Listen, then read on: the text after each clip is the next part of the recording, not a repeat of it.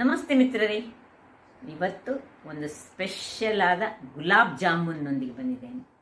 ಹಾಗಾದರೆ ಈ ಗುಲಾಬ್ ಜಾಮೂನ್ ನಾವು ಪ್ಯಾಕೆಟ್ನಿಂದ ತಯಾರಿಸಿದಂಥದ್ದು ಅಲ್ಲ, ಮನೆಯಲ್ಲಿ ನಾವು ಸ್ವೀಟ್ ಪೊಟೇಟೊ ಅಂದರೆ ಗೆಣಸಿನಿಂದ ಮಾಡಿದಂತಹ ಒಂದು ಆರೋಗ್ಯದಾಯಕವಾದ ಜಾಮೂನ್. ಇದನ್ನು ಈ ವ್ರತದ ಟೈಮ್ನಲ್ಲಿ ಸಹ ನಾವು ಯೂಸ್ ಮಾಡಬಹುದು. ಮಕ್ಕಳಿಗಂತೂ ಹೇಳಿ ಮಾಡಿಸಿದಂಥದ್ದು. ಸಿಕ್ಕಾಬಟ್ಟೆ ಚಾಕ್ಲೇಟನ್ನು ತಿನ್ನುವ ಮಕ್ಕಳಿಗೆ ಇಂತಹ ಒಂದು ಜಾಮೂನನ್ನು ಮಾಡಿಟ್ಟು ಕೊಟ್ಟರೆ ಆರೋಗ್ಯಕ್ಕೆ ಬಹಳ ಉತ್ತಮ. ಅಂದರೆ ಈ ಒಂದು ಸ್ವೀಟ್ ಪೊಟೇಟೊ ಎಂಬುದು ಕಣ್ಣಿನ ಆರೋಗ್ಯಕ್ಕಾಗಲಿ, ಡೈಜೆಷನಿಗಾಗಲಿ, ಹಾರ್ಟಿನ ಆರೋಗ್ಯಕ್ಕಾಗಲಿ, ಲಿವರಿಗಾಗಲಿ ಎಲ್ಲಕ್ಕೂ ಬಹಳ ಉತ್ತಮವಾದ ಒಂದು ಗೆಡ್ಡೆ ಅಂತ ಹೇಳ್ಬೋದು.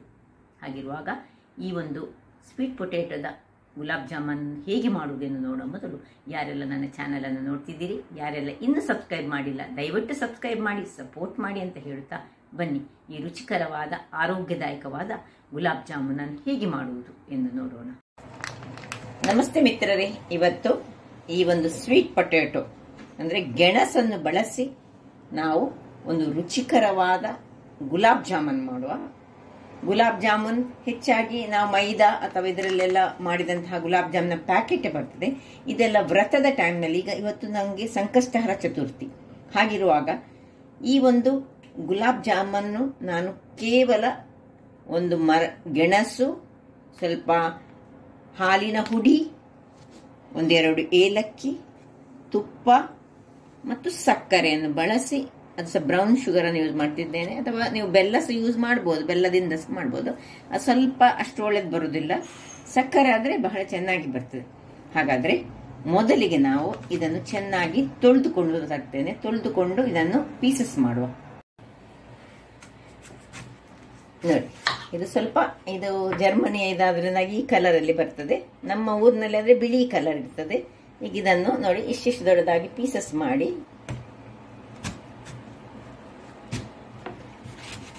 ಈ ಒಂದು ಇದರಲ್ಲಿ ನಾನು ಇಡ್ಲಿ ಬೇಯಿಸುವಂತಹ ಪಾತ್ರೆಯಲ್ಲಿ ಎಲ್ಲವನ್ನು ಒಂದೊಂದು ಪೀಸ್ಗಳಾಗಿ ಹೀಗೆ ಮಾಡಿಕೊಂಡು ಹೀಗೆ ಬೇಯಿಸ್ಕೊಳ್ತೇನೆ. ಇದನ್ನು ಹೀಗೆ ಸ್ಟೀಮಲ್ಲಿ ಬೇಯಿಸಿದ್ರೆ ಮಾತ್ರ ಇದು ಚೆನ್ನಾಗಿ ಬರುತ್ತೆ. ಇಲ್ಲಿ ನೋಡಿ ವೀಕ್ಷಕರೇ, ಇಲ್ಲಿ ಸಿಪ್ಪೆ ಹೀಗೆ ಇದನ್ನು ತೆಗೆದು ಸಹ ನಾವು ಇಟ್ಕೊಳ್ಬಹುದು ಹೀಗೆ ತೆಗೆದು ಸಹ, ಅಥವಾ ಮತ್ತೆ ಸಿಪ್ಪೆ ತೆಗೆದು ಸಹ ಆಗ್ತದೆ, ಹೀಗೆ ಸಹ ಆಗ್ತದೆ. ಕೆಲವರು ಸುರಿಗೆ ಸಿಪ್ಪೆನೆಲ್ಲ ತೆಗೆದು ಹಾಕೊಳ್ತಾರೆ.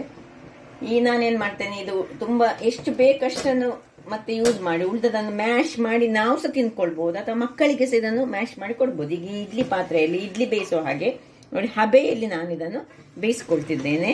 ಮುಚ್ಚಿ ಒಂದು 10 ನಿಮಿಷ ಬೇಯಿಸ್ಕೊಳ್ಳೋಣ. ಹೆಚ್ಚು ಸಹ ಬೇಯಬಾರ್ದು, ಇದಕ್ಕೊಂದು ಲಿಮಿಟ್ ಉಂಟು ಬೇಯಲಿಕ್ಕೆ. ನಾನು ತೋರಿಸ್ತೇನೆ ಎಷ್ಟು ಬೇಯಬೇಕು ಹೇಳಿ. ವೀಕ್ಷಕರೇ, ಇಲ್ಲಿ ನೋಡಿ, ಇದೀಗ ಹೀಗೆ ಮಾಡುವಾಗ ಬೆಂದಿದೆ, ಸಾಕು. ಇಷ್ಟಾಗುವಾಗ ಇದನ್ನು ತೆಗೆದುಕೊಂಡು ಇನ್ನು ಹೊರಗಿಟ್ಕೊಂಡು ತಣ್ಣಗಾಗ್ಲಿಕ್ಕೆ ಬಿಡೋಣ. ಅದರ ಸಿಪ್ಪೆ ತೆಗೆದುಕೊಂಡು ಇದೀಗ ತಣ್ಣಗಾಗ್ತಾ ಇರುವಾಗ ಇಲ್ಲಿಗ 1/4 ಲೋಟದಷ್ಟು ನೀರನ್ನು ನಾನು ಒಂದು ಪಾತ್ರೆಯಲ್ಲಿ ಹಾಕೊಳ್ತಿದ್ದೇನೆ. ಅದಕ್ಕೆ ಈ ಒಂದು ಬೌಲ್, ಈ ಅಳತೆಯಲ್ಲಿ 1 ಬೌಲ್ನಷ್ಟು ಶುಗರನ್ನು ನಾನು ಹಾಕಿ ಇದರ ಶುಗರ್ ಸಿರಪ್ ಮಾಡಿಕೊಳ್ತಿದ್ದೇನೆ. ಇದನ್ನೊಂದು ಫುಲ್ ಬೌಲ್ನಷ್ಟು ಶುಗರನ್ನು ಹಾಕೊಳ್ತಿದ್ದೇನೆ. ಇಲ್ಲಿ ಶುಗರ್ ಸಿರಪ್ ರೆಡಿ ಆಗಲಿ, ಅದನ್ನು ಸ್ವಲ್ಪ ಕಲಡಿಸಿಕೊಳ್ಳೋಣ.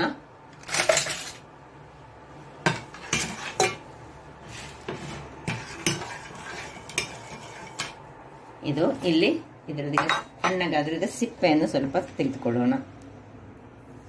ಈ ರೀತಿಯಲ್ಲಿ ತುಂಬಾ ಆಗ್ಬಾರ್ದು ನೋಡಿ, ಇದು ತುಂಬಾ ಬೇಯಲಿಲ್ಲ, ಹದಾದಲ್ಲಿ ಬೆಂದಿದೆ. ಹೆಚ್ಚು ಬೇಯಿಸ್ಕೊಳ್ಬಾರ್ದು. ಎಲ್ಲ ಸಿಪ್ಪೆಯನ್ನು ಈಗ ನಾನು ತೆಗೆದುಕೊಂಡು ನಿಮ್ಗೆ ತೋರಿಸ್ತೇನೆ ಏನ್ ಮಾಡ್ಬೇಕು ಹೇಳಿ.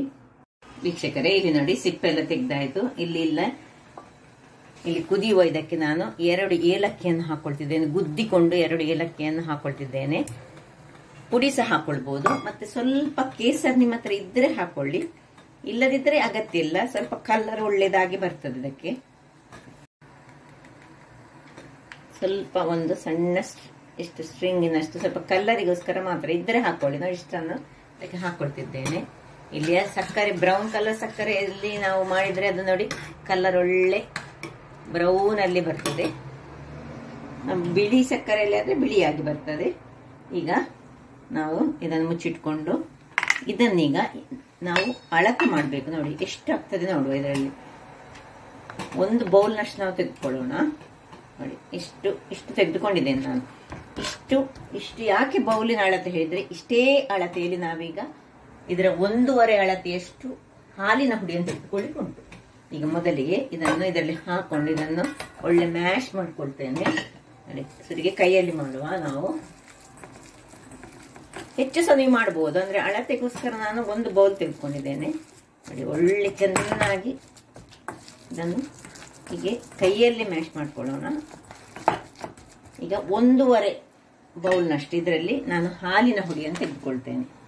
ವೀಕ್ಷಕರೇ, ಇಲ್ಲಿ ನೋಡಿ 1 ಬೌಲ್ನಷ್ಟು ಹಾಕೊಂಡಿದ್ದೇನೆ. ಇದನ್ನು ನಾನು 1 ಬೌಲ್ ತೆಗೆದುಕೊಂಡದಲ್ಲ, ಇಲ್ಲಿ ಮೇಯ್ನ್ ಆಗಿ ಇದನ್ನು ಮ್ಯಾಶ್ ಮಾಡಿಕೊಂಡದ್ದು ಬಹಳ ಚೆನ್ನಾಗಿ ಆಗಬೇಕು, ಒಂದು ಗಂಟಿಲ್ಲದಾಗಿ ಮಾಡ್ಕೊಳ್ಬೇಕು. ಇನ್ನು ಸ್ವಲ್ಪ ಇನ್ನೊಂದು ಅರ್ಧದಷ್ಟು ನಾನು ಹಾಲಿನ ಹುಡಿಯನ್ನು ಹಾಕೊಳ್ತಿದ್ದೇನೆ. ಇನ್ನು ಚೆನ್ನಾಗಿ ಇದನ್ನು ಒಟ್ಟಿಗೆ ಮಿಕ್ಸ್ ಮಾಡ್ಕೊಳ್ಳೋಣ.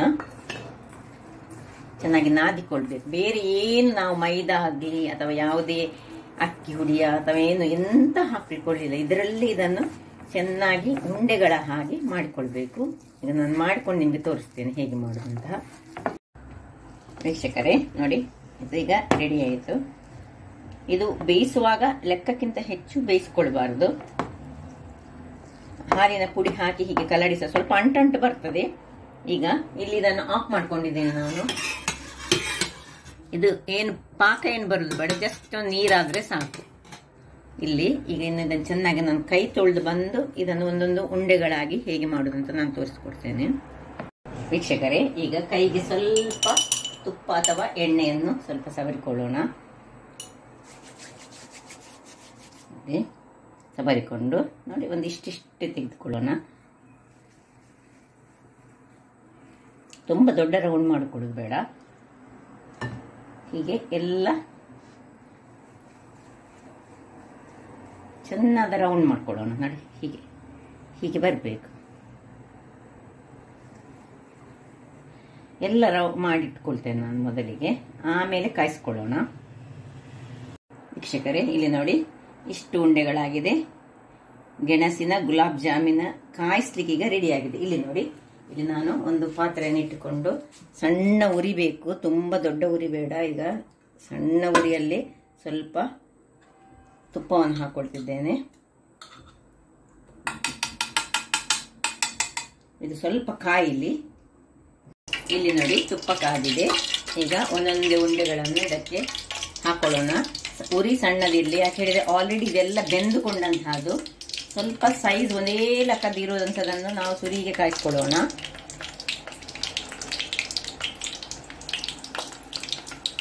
ಜಸ್ಟ್ ಇದಕ್ಕೆ ಒಂದು ಕಲರ್ ಬಂದರೆ ಆಯಿತು, ಬ್ರೌನಿಶ್ ಬರಬೇಕು. ಸೈಡು ಒಂದು 10 ಇದನ್ನು ಹಾಕೊಳ್ಳೋಣ. ಸ್ವಲ್ಪ ಉಬ್ತದೆ. ಈಗ ಸುರಿಗೆ ಏನು ಇದು ಹಾಕೊಳ್ಬೇಡಿ, ಹೀಗೆ ಜಸ್ಟ್ ಒಂದು ಇದರಲ್ಲಿ ಮೆಲ್ಲಕ್ಕೆ ಹೀಗೆ ಮಾಡ್ಕೊಳ್ಳೋಣ. ನೋಡಿ, ಅದು ಆಲ್ರೆಡಿ ಅದು ಬೆಂದಂತಹ ನಮ್ಮ ಗೆಣಸು, ಸ್ವೀಟ್ ಪೊಟೇಟೊ ಆಲ್ರೆಡಿ ಬೆಂದಿದೆ. ಅದರಿಂದಾಗಿ ಅದು ಹೆಚ್ಚು ಬೇಯಲಿಕ್ಕಿಲ್ಲ. ನಮಗೆ ಗುಲಾಬ್ ಜಾಮ್ನ ಕಲರ್ ಬರಲಿಕ್ಕೋಸ್ಕರ ನಾವು ಇದನ್ನು ಈಗ ನೋಡಿ ಅಷ್ಟು ಬರಬೇಕು. ಸ್ವಲ್ಪ ಉರಿ ಸಣ್ಣದಾಗಿ ಇಟ್ಕೊಳ್ಳೋಣ ಆದಷ್ಟು. ನೋಡಿ, ಹೀಗೆ ಮಾಡಿಕೊಂಡು ಈಗ ಬ್ರೌನ್ ಕಲರ್ ಆಗೋ ತನಕ ಸಣ್ಣ ಉರಿಯಲ್ಲಿ ಕಾಯ್ಕೊಳ್ಳೋಣ. ಇಷ್ಟಾಗುವಾಗ ನಾವು ಈಗ ಸ್ವಲ್ಪ ಈ ಸೌಟನ್ನು ಹಾಕೊಳ್ಳೋಣ. ಹೀಗೆ ಮಾಡಿಕೊಳ್ಳೋಣ. ಅಥವಾ ನಿಮಗೆ ಸೌಟ್ ಹಾಕ್ಲಿಕ್ಕೆ ಬೇಡದಿದ್ರೆ ನೋಡಿ, ಹೀಗೆ ನೋಡಿ, ತುಂಬ ಏನು ನಮ್ಮ ಹತ್ರ ತುಪ್ಪ ಇಲ್ಲ, ನಿಧಾನಕ್ಕೆ ಬಹಳ ಜಾಗ್ರತೆ ಮಾಡಬೇಕು. ಹೀಗೆ ಮಾಡಿದರೆ ಸಹ ಬಹಳ ಚೆನ್ನಾಗಿ ಬರ್ತದೆ. ನೋಡಿ, ಹೀಗೆ ಬರ್ತದೆ. ನೋಡಿ, ಮೆಲ್ಲ ಮಾಡಬೇಕು, ಆರಾಮದಲ್ಲಿ ಮಾಡಬೇಕು. ಇಲ್ಲದಿದ್ದರೆ ನೀವು ನೋಡಿ ಈಗ ಒಂದೊಂದೇ ಇದನ್ನು ಹೀಗೆ ಕಲರ್ ಬರಬೇಕು. ನಾನು ಸ್ವಲ್ಪ ತುಪ್ಪ ಹಾಕೊಂಡದ್ದು, ಯಾಕೆ ಹೇಳಿದರೆ ತುಪ್ಪ ಇಲ್ಲದಿದ್ದರೆ ಇದನ್ನು ಬೇರೆ ನಾವು ಉಕ್ಕರಿ ಎಲ್ಲ ಮಾಡುವಾಗ ಇದನ್ನು ಉಪಯೋಗಿಸ್ಕೊಳ್ಬೋದು. ಇದೇ ತುಪ್ಪವನ್ನು ಜಸ್ಟ್ ಒಂದು ಸರ್ತಿದ್ದು ತುಪ್ಪ, ಅದಕ್ಕೆ ನಾನು ತುಂಬ ತುಪ್ಪ ಹಾಕೊಳ್ಳಿಲ್ಲ. ನೋಡಿ, ಹೀಗೆ ಕಾಯಿಸ್ಕೊಳ್ಬೇಕಂದ್ರೆ ಈ ಉಪವಾಸ ಟೈಮ್ನಲ್ಲಿ ನಾವು ಈ ಬೇರೆ ಏನನ್ನು ಉಪಯೋಗಿಸದೆ ಇದು ಸ್ವೀಟ್ ಬೇಕಿದೆ ಇದನ್ನು ತಿನ್ಬಹುದು. ಅಥವಾ ಬೇಯಿಸಿದಂತಹ ಈ ಗೆಣಸನ್ನು ಸಹ ಈಗ ಹೀಗೆ ಬೇಯಿಸ್ತೇವೆ ನಾವು. ಗೆಣಸನ್ನಿಗೆ ಹಾಗೆ ಅದಕ್ಕೆ ಸ್ವಲ್ಪ ಉಪ್ಪನ್ನು ಹಾಕೊಂಡ ಹಾಗೆ ತಿನ್ಕೊಳ್ಬಹುದು. ಅದು ನೋಡಿ, ಹಾಗಾಗಿ ನಾನು ಈ ಒಂದು ರೆಸಿಪಿಯನ್ನು ಇವತ್ತು ಮಾಡಿದ್ದೇನೆ. ವೀಕ್ಷಕರೇ ನೋಡಿ, ಎಲ್ಲ ಬ್ರೌನ್ ಕಲರಿಗೆ ಬಂತು. ಈಗ ಸ್ವಲ್ಪ ಉರಿಯನ್ನು ಇನ್ನೂ ಸಹ ಸಣ್ಣದು ಮಾಡಿಕೊಂಡು ಎಲ್ಲವನ್ನು ಸಹ ಹೀಗೆ ನೋಡಿ ತೆಗೆದುಕೊಳ್ಳೋಣ. ಇದರಲ್ಲಿ ಏನು, ಇದು 5 ನಿಮಿಷದ ಕೆಲಸ ಇದರಲ್ಲಿ ಬೇಯಿಸುವಂತಹದ್ದು, ಯಾಕಂದ್ರೆ ಆಲ್ರೆಡಿ ಬೆಂದಂತಹದ್ದೇ. ಈಗ ಸಕ್ಕರೆಯ ನೀರು ಏನು ಮಾಡಿಟ್ಟಿದ್ದೇವೆ ಅದಕ್ಕೆ ಹಾಕೊಳ್ತಿದ್ದೇನೆ ನಾನು ಇದನ್ನು. ಅದು ತುಪ್ಪದಲ್ಲಿ ಕರೆದ್ರೆ ಬಹಳ ಚೆನ್ನಾಗಿ ಬರ್ತದೆ ವೀಕ್ಷಕರೇ. ನೋಡಿ, ತುಪ್ಪ ಏನು ಖಾಲಿ ಆಗಲಿಲ್ಲ. ಇದನ್ನು ನೀವು ಈ ತುಪ್ಪವನ್ನು ಇನ್ನು ಮತ್ತೆ ಏನಾದರೂ ನಾವು ಉಕ್ಕರಿ ಅಥವಾ ಯಾವುದಕ್ಕಾದ್ರೂ ಯೂಸ್ ಮಾಡ್ಕೊಳ್ಬಹುದು. ಇಲ್ಲಿ ನೋಡಿ, ಇನ್ನು ಪುನಃ ಉಳಿದದನ್ನು ಹಾಗೆ ಉರಿ ಸಣ್ಣದುಂಟಲ್ಲ, ಉರಿ ಸಣ್ಣದಿಟ್ಟುಕೊಂಡೇ ಮಾಡಬೇಕು. ನೋಡಿ, ಹಾಕೊಳ್ತಿದ್ದೇನೆ ಅದೇ ರೀತಿಯಲ್ಲಿ. ತುರಿಗೆ ಮಾತ್ರ ಸೌಟ್ ಹಾಕೊಳ್ಳಿಕ್ಕಿಲ್ಲ. ಹಾಕಿದನ್ನು ಸೈಜ್ ಮಾತ್ರ ಒಂದೇ ಲೆಕ್ಕ, ನಾವು ಒಂದೇ ಸೈಜ್ ಮಾಡಿದ್ರೆ ಬಹಳ ಒಳ್ಳೆಯದು. ಬೇಯುವಾಗ ಅದು ಒಂದೇ ಸೈಜ್ ನಲ್ಲಿ ಬೇಯುತ್ತದೆ.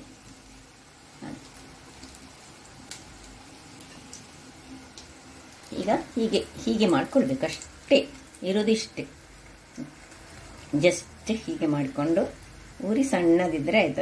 ಇದರಲ್ಲಿ ಏನಿಲ್ಲ, ಮೆಲ್ಲಕ್ಕೆ ಹೀಗೆ ಮಾಡಿದ್ರೆ ಆಯ್ತು. ತುಂಬಾ ಮಿನಿ ನೀವು ತುಪ್ಪ ಹಾಕೊಂಡು ಮಾಡೋದಾದ್ರೆ ಸ್ವಲ್ಪ ಸೌಟಲ್ಲಿ ಇದು ಸ್ವಲ್ಪ ದಂಟದ ಆಗಿ 2 ನಿಮಿಷದ ನಂತರ ಸೌಟ್ ಹಾಕೊಳ್ಬೇಕು. ವೀಕ್ಷಕರೇ, ಇಲ್ಲಿ ನೋಡಿ 2ನೇ ಸೆಟ್ ಸಹ ರೆಡಿ ಆಯಿತು. ಎಲ್ಲ ಆಫ್ ಮಾಡಿಕೊಂಡೆ. ಇನ್ನು ಇದನ್ನು ತೆಗೆದುಕೊಳ್ಳೋಣ. ತೆಗೆದುಕೊಂಡು ಈ ಸಕ್ಕರೆಯ ನೀರಿಗೆ ಹಾಕೊಳ್ತೇನೆ.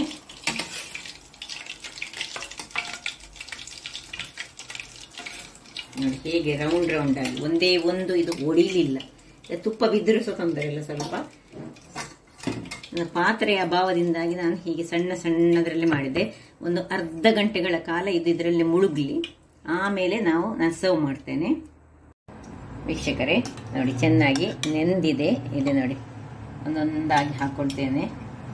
ಎಷ್ಟು ಈ ವ್ರತ ಇಲ್ಲಿ ಇರುವಾಗ ಇಂಥದನ್ನೆಲ್ಲ ತಿನ್ನಲಿಕ್ಕೆ ಬಹಳ ಚೆನ್ನಾಗಿ ಬರ್ತದೆ. ನೋಡಿ ಏನು ಚೆನ್ನಾಗಿ ಬಂದಿದೆ ನೋಡಿ. ತಿನ್ನಲಿಕ್ಕೂ ಸಹ ಅಷ್ಟೇ ರುಚಿಕರವಾಗಿರ್ತದೆ ಮತ್ತು ಆರೋಗ್ಯಕ್ಕಂತೂ ಒಳ್ಳೆಯದು. ಮಕ್ಕಳಿಗೆ ಎಂತೆಲ್ಲ ಸ್ವೀಟ್ಸ್ ಯಾವ್ದಾವುದು ಕೊಡುವ ಬದಲು ಇಂತಹ ಸ್ವೀಟ್ಸ್ ಅನ್ನು ಮನೆಯಲ್ಲಿ ಮಾಡಿಕೊಡಿ ಅಂತೆ. ಅವರ ಆರೋಗ್ಯ ಸಹ ಉತ್ತಮವಾಗಿರ್ತದೆ. ನೋಡಿ, ಸ್ವಲ್ಪ ಇದಕ್ಕೆ ನಾನು ಇನ್ನು ಈ ನೀರನ್ನು ಹಾಕೊಳ್ತಿದ್ದೇನೆ. ನೋಡಿ ಹೀಗೆ ಬಂದಿದೆ ನೋಡಿ. ಒಂದು ಸಣ್ಣದಾಗಿ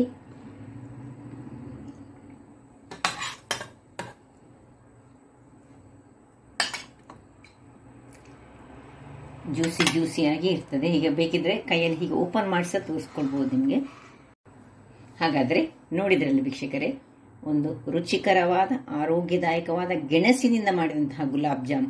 ಅದು ವ್ರತಗಳ ಟೈಮ್ನಲ್ಲಿ ನಾವು ಯೂಸ್ ಮಾಡಬಹುದು. ಸಂಕಷ್ಟಹರ ಚತುರ್ಥಿ ಅಂತಂತೂ ದೇವರಿಗೆ ನೈವೇದ್ಯ ಮಾಡಲಿಕ್ಕೆ ಸಹ ಬಹಳ ಉತ್ತಮ. ಹಾಗಾದ್ರೆ ನನ್ನ ಈ ಕುಕಿಂಗ್ ಚಾನಲ್ ನಿಮಗೆ ಇಷ್ಟ ಆದರೆ ಬೋಳೂರು ಸುವರ್ಣ ಚಾನಲನ್ನು ಲೈಕ್ ಮಾಡಿ, ಶೇರ್ ಮಾಡಿ ಹಾಗೂ ಸಬ್ಸ್ಕ್ರೈಬ್ ಮಾಡಿ ಹಾಗೂ ನನ್ನ ಇನ್ಸ್ಟಾಗ್ರಾಮ್ ಪೇಜನ್ನು ಫಾಲೋ ಮಾಡಿ. ಧನ್ಯವಾದಗಳು.